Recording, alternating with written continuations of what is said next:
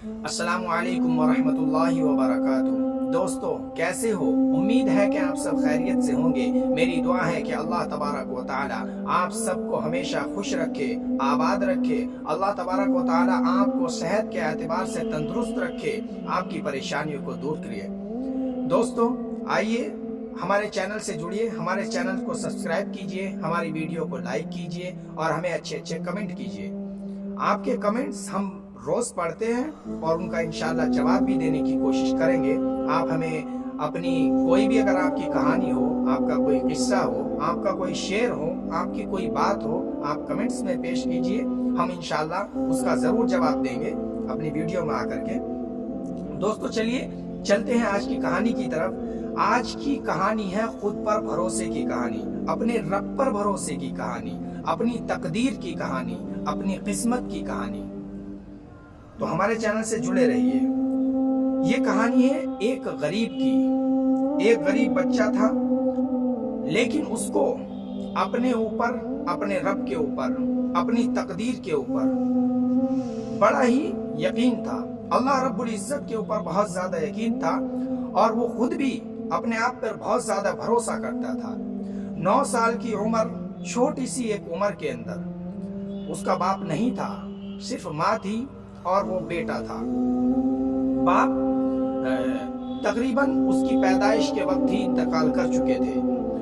اب جب وہ انتقال کر گئے، اس کی 9 سال کی عمر جب ہوئی تو لڑکا نے پڑھائی اپنی چھوڑ دی، پڑھائی لکھائی چھوڑ کر کے کام کرنے لگ گیا۔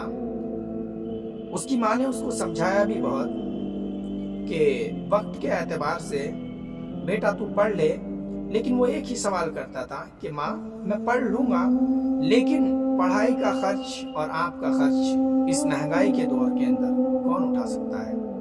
بہرحال ماں کی بھی سمجھ میں بات آئی اور ایک دن ہوا کچھ اس طریقے سے کہ اس نے پڑھائی چھوڑ دی اور وہ کسی کے پاس جا کر کے مزدوری کرنے لگا۔ کسی فیکٹری کے اندر مزدوری کرنے لگا، جو فیکٹری تھی بجلی کی۔ وہ بجلی کے الیکٹرانک سامان اس کے اندر بنا کرتے تھے۔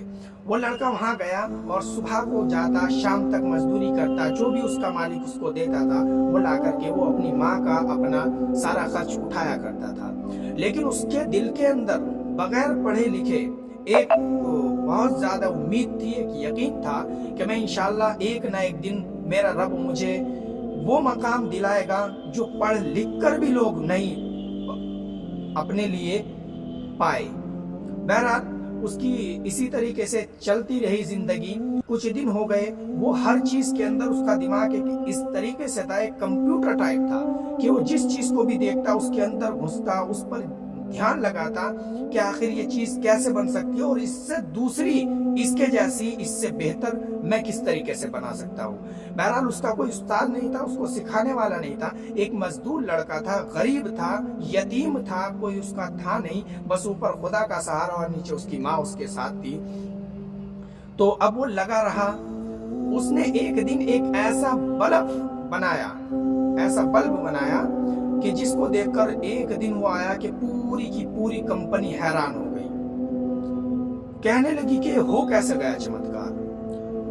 وہ اس بلب کو لے کر اپنے سینئر کے پاس گیا، اپنی کمپنی کے مالک کے پاس گیا۔ اس نے جب لے جا کر کے رکھا تو ان کمپنی کا مالک بھی یہ سوچنے پر حیران ہو گیا کہ یار یہ 9 سال کا لڑکا اور اس نے کیا محنت کی ہے۔ بہرحال اس کو خود پر یقین نہیں آیا، اس نے اس بلب کو اٹھا کر ایک طرف پھینک دیا۔ وہ سوچنے لگا کہ شاید یہ کسی نے اس کو بنا کر کے دے دیا ہوگا اور یہ اپنی تنخواہ بڑھانے کے لیے میرے پاس چلا آیا کہ میں ایسا اگر کچھ کروں گا تو مالک میری تنخواہ کو بڑھا دیں گے۔ بہرحال زندگی یوں ہی گزرتی گئی اور اس کو اپنے اوپر یقین تھا۔ وہ کرتا رہا، ایک کمپنی چھوڑی، دوسری کمپنی چھوڑی، تیسری کمپنی چھوڑی، ایسے ہی کمپنیوں کو چھوڑتا رہا اور اپنے کام میں لگا رہا۔ ایک دن وہ آیا کہ خدا نے، اللہ رب العزت نے وہ شہرت سے نوازا، اس عزت سے اس کو نوازا کہ دنیا کے اندر وہ اپنا ایک نام پیدا کر گیا۔ کیوں؟ اس لیے کہ اس کو خود پر یقین تھا، اللہ سے دعا کرتا تھا رات کو اور دن میں پورے دن محنت کرتا تھا۔ وہ یتیم ہونے کے باوجود، مسکین ہونے کے باوجود، غریب ہونے کے باوجود اس نے ایک دن ایسا کیا کہ دنیا اس کو دیکھ ویران ہو گئی. اس نے اپنی تاریخیں اس طریقے سے لکھی کہ وہ انسان ہونے کے باوجود وہ انسان تھا، لیکن جہاں وہ جاتا تھا محفل اس کے نام کر دی جاتی تھی. جس کمپنی کے اندر وہ جاتا تھا، جیسے آج کل ہم دیکھتے ہیں کہ کسی کمپنی کا ادگھاٹن ہو، اس کی شروعات ہو تو بڑے بڑے لوگ آیا کرتے ہیں اور اس کے پھیتا وغیرہ کاٹنے کی یہ رسم چلا کرتی ہے. تو ہوتی کمپنی کسی اور کی ہے اور ایک دن کے لیے اس کا مالک بن کوئی اور جاتا ہے.